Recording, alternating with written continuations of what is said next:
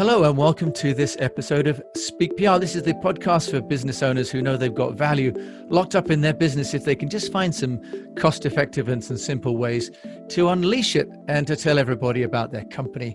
And today I'm really delighted to welcome Danny Levinson, who's the Chief Executive Officer at Transformania, to join us today from Washington, from the Potomac in the USA. Danny, welcome. Hey, Jim. Thanks for having me. It's good to see you again. Danny, you've had a long and illustrious career in technology. What's the latest offering? What's Transformania, and how's it going to help business owners get noticed? Great. Yeah, so Transformania, we started late last year, and we're a marketing tech company that focuses on names. So if you're a scientist, you might know us as a anthroponymy type business. But for the average Joe Schmo on the street, we focus on formatting, enriching names. So if you have a database of contacts, and people add data from manually or from an API or from a web form, or maybe they scan their business cards. That name data goes into their database all sorts of ways. Sometimes first name, last name, first name. Sometimes there's typos. Sometimes a maiden name gets thrown in the mix. Sometimes it's difficult to understand if it's a maiden name or a nickname. We handle all that. We parse it, we format it, and we send it back at you so that you can easily identify who's in your database. And what kind of applications are you looking at here? Is this sort of a CRM function? Is it a direct marketing function, Danny? Those CRM marketers, folks that are using Salesforce, HubSpot, Zoho marketing, that's who we're targeting. Anybody with a list of contacts would be using our system. And what we're coming out with is both an API, so you can plug it into your backend, and also a do-it-yourself app. So you come to our website, upload a list of contacts, and we spit out the corrected and formatted and enriched data for you in a few minutes. So it's very easy to use, and it's targeted at marketers. Our main competitor for this is a company called, I think it's IBM, and IBM has a service like this that costs millions and millions of dollars, but they target financial crimes and national security. We don't care about that. It's important to us as individuals, but as a company, we're focused on marketing. So when IBM gets something wrong on the national security side with a name, maybe somebody dies. With us, we just have mud on our face, and that's easier to deal with. And so how would this work? So somebody's got a database. Are you then ensuring that it's accurate, or are you helping them undertake what we call personalization at scale? Because the big challenge for people now is to communicate with a large number of people, but with the appropriate personalized message. What we do is we help folks with the personalization at scale. And the way we do that is we either plug it directly into your CRM. So Salesforce will send us the unformatted data and we send back the formatted data. Or after you download that CSV or Excel document from us, you re-upload it. And we have these trademarked new columns of data called the Dear Me fields. We have formal Dear Me and casual Dear Me. So for your name, Adrian, we'd still put in the first name column. James, we'd still put in the last name column. But based on other data that we enrich, either we go out on the internet to find or from other data in the file itself, we'll know that Jim is your nickname. And also Jim is your casual Dear Me. So if someone's going to send an email to you and they say, hey, Adrian, you probably think, oh, it's probably someone from the government asking me for money, right? But if it's to, hey, Jim, then you think, it's someone that I probably have a prior relationship with. Let me see what they have to say. And so that's how we format that data to make sure that it's personalized at scale and that you can then interact with the folks that respond to you. So you've mentioned here this term enriching the data. So how are you actually going about enriching the data and at the same time complying with, for example, GDPR? So we're coming out with the North America version first. And the North America version is going to be what we come out first, probably in about 2.5 to 3 months. The European versions and Asian versions will be coming after that. But still, we have to keep in mind that regardless of where we are in the world, we still have to keep GDPR, and also California has a new regulation similar to GDPR in mind, because although we're sitting here in Potomac, Maryland, we can have clients from anywhere. So as far as GDPR goes, actually folks who are interested in data governance will be using us as well. And the reason they'll be using us is because according to some of the data governance rules, both at the legal side, and also some corporates have their own data governance regulations, you can only maintain and keep data for a certain period of time. And if you're only going to keep it for a certain period of time, you have to maximize the value on that. So one of the ways you maximize value is by getting the most bang for your buck from what's in there, and that we help with enrichment of that.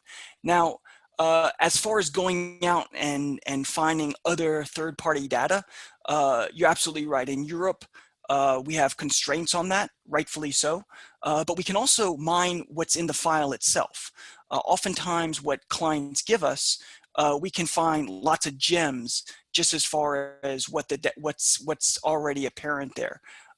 We can, estimate someone's gender, we can estimate somebody's age, and other novelty things that really help supercharge a marketing campaign. When you are looking at this sort of data enrichment, what kind of analytics and reports are you giving back to the client? Because that's another key part of any sort of CRM and personalization at scale. Great question. So we spit out a good insights report. So our insights report is available both online and also as a PDF report.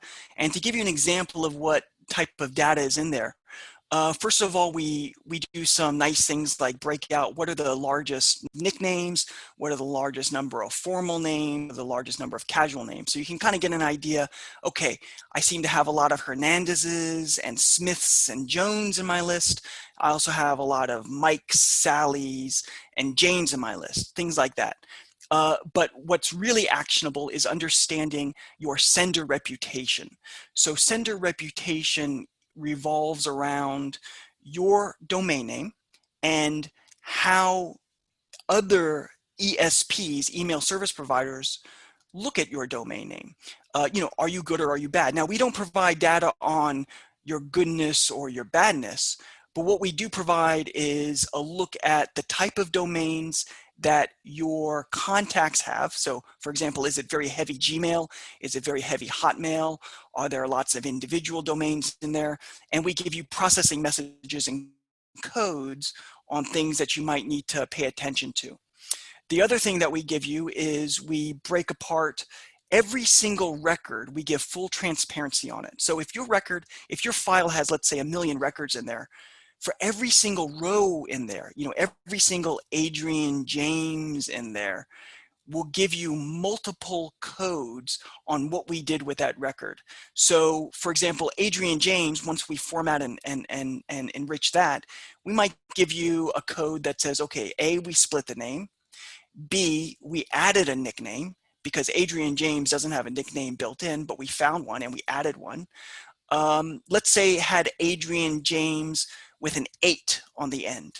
Well, 8 isn't part of your name, so we remove that. We remove the extraneous text, so we'll give you a processing code on that.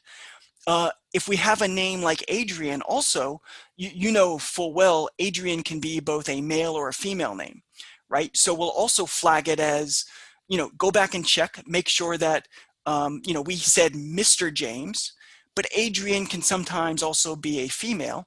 So we'll flag it so that you can go back and double check to make sure that we marked it correctly. So lots and lots of data to give back to you, but we also don't want to confuse people. We want to also make it super easy for you just to grab the data and put it in and use it. That's what the CSV is for. But for folks who are really big data wonks, who really want to drill down, that's what we give them the insights report for. From a practical point of view, if I'm getting this data, am I able then to start to sort that into different campaigns? Because I will have a campaign by geography, for example, to release emails at certain times of day by geo-targeting or for gender. Am I having to do that myself, or is the software TransferMania helping me to decide? the next path of action for the communication? That's a good question. I at this point, we don't give you the ability to send the message, but we did give you the data that you can then segment based upon. So what that means is we separate, if there's data in there based on geography, so people's addresses, we separate it based on, if you're in the US, based on states and cities. We also can give you congressional districts in the US, and other ways to parse and format that data. Outside the US, we're still looking at different ways to do that. Again, we're coming out with the North America version first. I spent over 20 years in Asia. I know Asia better than Europe. So I think we're going to probably do an Asian version before we do the North American version. But it's all very exciting stuff that we're looking at, because it does give you the tools to then figure out how I should segment the people. But as far as the actual toggling, for example, toggling a button and clicking send, that's still on you to deal with. Okay. Yeah, but if you're giving us the subsets of data, that's what we need, right? And then we import that to different campaigns. Danny, you obviously spent 20 years in Asia. That's where you and I know each other from. What about Asian languages? Obviously, Mandarin, Bahasa Indonesia, Malay. Just tell us about how you handle mixed language campaigns and data. One of the joys of doing North America first is that we are a melting pot here, right? We have people from all over the world in the US. And by doing North America first, we actually get to tackle pretty much every name, every ethnicity around the world here in North America. And so, talking about Asian names, you're absolutely right. So let's go over some of the challenges with formatting Asian names. And for folks who aren't familiar with Asia, some of this might be, very interesting for them. So first of all, let's look at Japan. So just a couple of years ago, Japan passed a new law that mandates you must do last name first, first name last, in the Western sense of a last name and a first name, a surname first, and then a given name last. Up until a few years ago, it was quite common for Japanese to use the Western standard of doing their given name first, followed by their surname. So, on the, Shinzo Abe, who just stepped down, Shinzo Abe would actually be Abe Shinzo, according to the new Japanese law. So that's something interesting about Japanese names. Japanese names, as far as figuring out the surname and the given name, fairly straightforward. There's over 40,000 key Japanese surnames. But once you understand kind of the logic and throw that into your AI, then it's pretty easy to figure out who's still using the first name last name syntax and who's using the first last name first name syntax. Moving to Korea, Korea has just about 60 key surnames. Korea is pretty easy, and the surnames are by and large one syllable, followed by given names, which are usually 2 and 3. Now, looking at China, of course, is big. That should be on my tombstone. China is big, but what you're dealing with is all different dialects. So you have Hokkien, you have Hainanese, you have Shanghainese, you have folks in Singapore, folks in Taiwan who have Chinese names and different ways of writing that, and maybe even concatenating their English name to that. So you might have someone named Xie, Xie, which in mainland China we would spell Xie, but elsewhere, especially from Cantonese languages, might spell Hsieh, right? Or Xie can also be a given name. So it's a surname and a given name. So how the heck do you figure out if it's a first name or a last name in the Western sense, or a surname or a given name? The good news is TransferMania, we've done all the hard work and we figured that out. That sounds amazing. So if people want to find out more about how TransferMania can work for them, Danny, where would they go to be part of your original go-to-market strategy? We're launching in a few months, but we're in the beta period now, and we're actively working with some very large and also some very small customers right now. in our beta program to make sure that we're sending out on day one a fantastic product. So you can find us at transfermania.com. And that's TransforMania, transfermania.com. And at the website, you can register for the beta and get in touch with me there. Daniel Levinson, CEO of Transformania. Thank you so much for joining us on the Speak PR podcast today. Thanks a lot, Jim. Talk to you later. So fascinating stuff at the forefront, really, of technology, commerce, and communications. Daniel Levinson there from Transformania. And the reason I feel this is important is because under our Speak PR program, which is Storify, Personalization, Engage, Amplify, and Know, we talk about personalization at scale. And the challenge with personalization at scale is the data management, alongside working on the different avatars, of course. But personalization at scale requires a data management tool like Transformania that can take large amounts of disparate and ill-formatted content and standardize the format so that when you do the mail merge within the fields of your database and your campaign software, that each individual person is getting personalized content, but also the address line, the Dear Me, as they call it at Transformania, the Dear Me line is appropriate.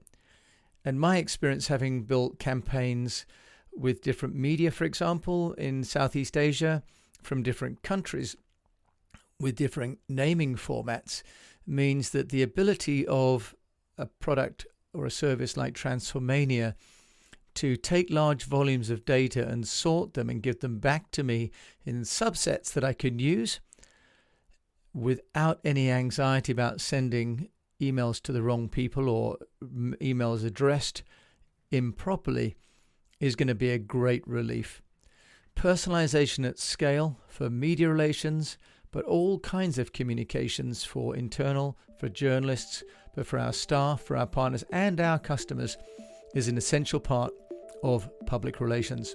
So thank you for listening to this episode of Speak PR. My name is Jim James. This is the podcast for business owners that have got value to unlock in their organizations and are just looking for cost-effective and efficient ways to do that. If you like this, please do subscribe to this podcast and do share it with other people you think might be interested, and visit our website at eastwestpr.com to get the subscription to our weekly newsletter. And in the meantime, I wish you the best of health, a profitable business, and that you're able to send communications to people that are personalized at scale.